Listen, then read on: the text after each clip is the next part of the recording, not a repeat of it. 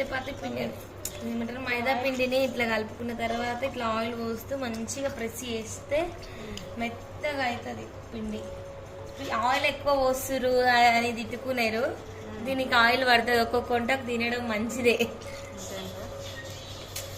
ఎందుకంటే అక్క కొన్ని కొన్ని వంటలకు తినొచ్చు, మరి ఇది ఆయిల్ లేని మంచిగా రావు కదా భక్షాలు. ఇట్లా ఒత్తుకుంటా ప్రెస్ చేసుకుంటూ ఉండాలి.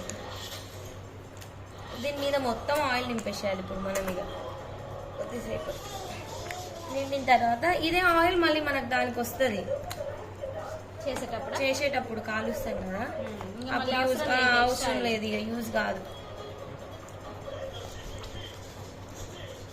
మామూలుగా కేజీ పిండికి ఎన్ని భక్షాలు అయితే? 60 భక్షాల వరకు అయితే. ఆయిల్లోనే నానాలి పిండిని మొత్తం, అంటే వాటర్తో కలిపిన తర్వాత ఇట్లా ఆయిల్లో నిండిపోవాలి. ఇప్పుడు నెక్స్ట్ శనగపప్పు కేజీ శనగపప్పు దీన్ని నానబెట్టుకోవాలి మనం.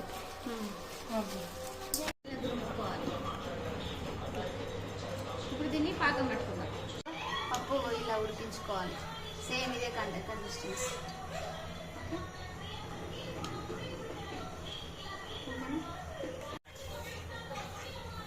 ఏం చేస్తున్నావు ఇప్పుడు?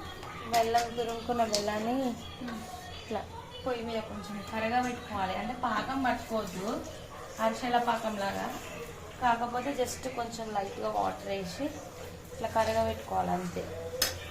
కరగలేదు, కొంచెం కరిగేంత వరకే, ఇది పాకం రావాల్సిన అవసరం లేదు. కొద్దిగా ఇది కూడా కరిగితే ఆఫ్ చేసుకోవచ్చు. ఇగో ఈ పప్పుని మిక్సీ పట్టుకొని ఇలా చేసుకోవాలి. బెల్లం పాకం అంటే బెల్లాన్ని కొంచెం కరిగించుకోవాలి పొయ్యి మీద. కరిగించుకున్న తర్వాత శనగపప్పును మిక్సీ పట్టుకొని ఆ మిక్సీ పట్టిన మిశ్రమాన్ని ఇంట్లో వేసి కలపాలి బాగా. ఇట్లా కలిపితే పొద్దున్న నానబెట్టుకున్న పిండిలోంచి కొంచెం పిండిని తీసుకొని ఇట్లా మధ్యలోకి ఇట్లా అనుకొని ఒకటి ఇట్లా బెల్లం,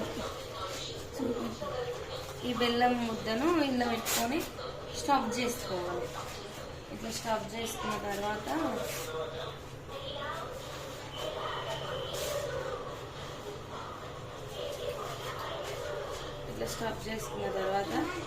ఇట్లా అనుకొని కొద్దిగా ఆయిల్ ఇట్లా రాసుకొని చేతితో ఇట్లా నిమ్మలాగా ఇట్లా అనుకుంటే తర్వాత కాల్చుకోవాలి భక్షాలను.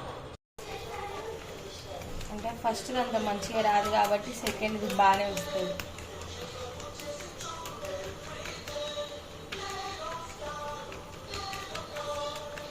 ఓకే,